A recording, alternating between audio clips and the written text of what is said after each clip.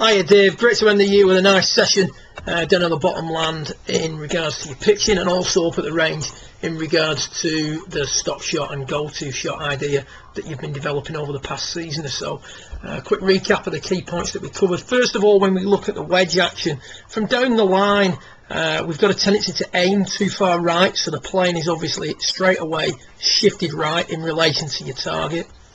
Also then, for such a short shot, the club tends to work inwards a little bit too much, so excessive inward movement, so that as we come down into the delivery position, again for such a short club, the club head is well behind the hands. Now that's going to prove difficult now for you to hit anything other than straight right in this general, excuse me, wrong graphic, in this general direction here.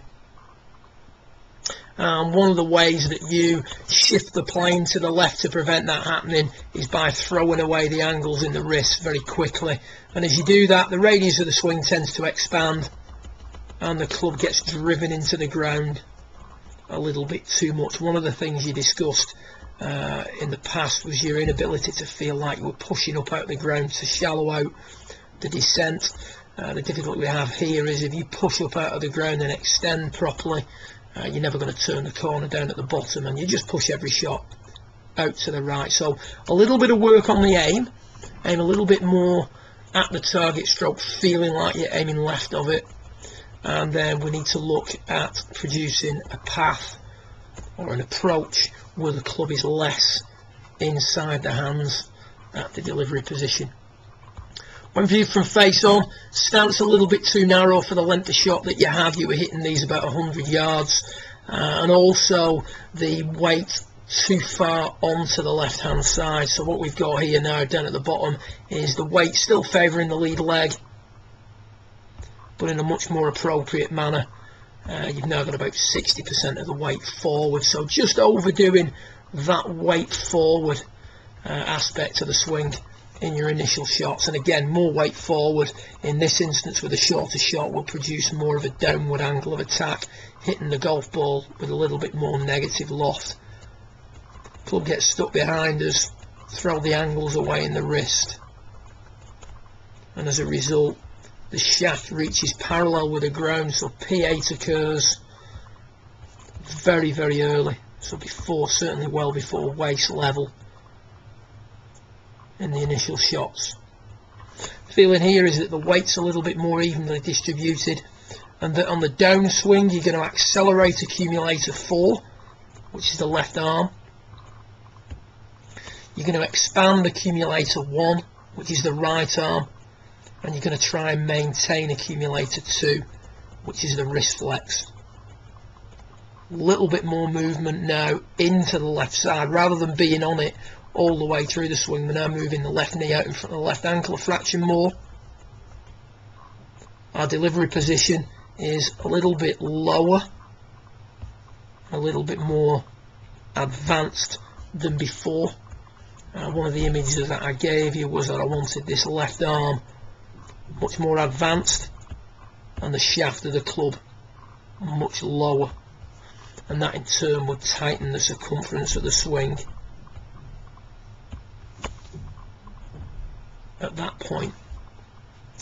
From there, there's a little bit more lead with the handle, a little bit more linear movement, and as a result P8 now is occurring a little bit later in the swing, more at waist level, overtaking rate of the club, and the rate at which the club closes down isn't as dramatic, which makes for better control of the loft, trajectory, and therefore distance. So a few key things to work on there in your pitching.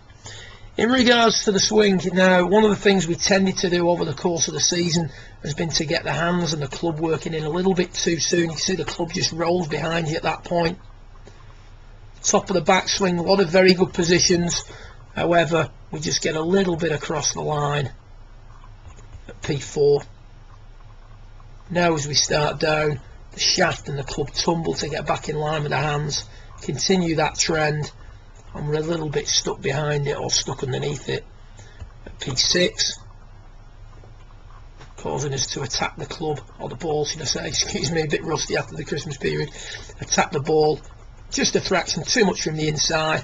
And what we've got there now is a swing plane, a horizontal swing plane that's shifted to the right, pushes, overdraws, shot cones a little bit too wide, and the tendency on occasion to just bottom out behind the golf ball. So what we've done now is, down on the bottom, we've blocked the inside track with the shoebox in an attempt to shift the plane line, the horizontal swing plane, to the left, more towards neutral. We don't necessarily want that plane line shifted left in the swing. If we wanted to hit a cut, we discussed what we would do. We would want a neutral swing that's aligned down the left hand side, and from there we can just feed it back in better from left to right. So what we've done here now is we prevent the club rolling behind us too much P1 to P2.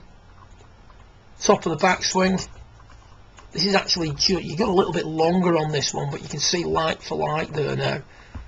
Shaft a little bit more in line with the hands. You do go long and get a little bit more in line with the hands as the swing progresses, but your delivery position now much more in line with the hands, as opposed to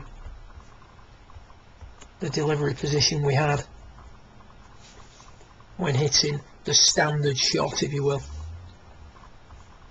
And then just sync these two up now. As you come through, attacking the ball less from the inside, requiring less rotation of accumulator 3, the back of the left hand, to straighten out the path.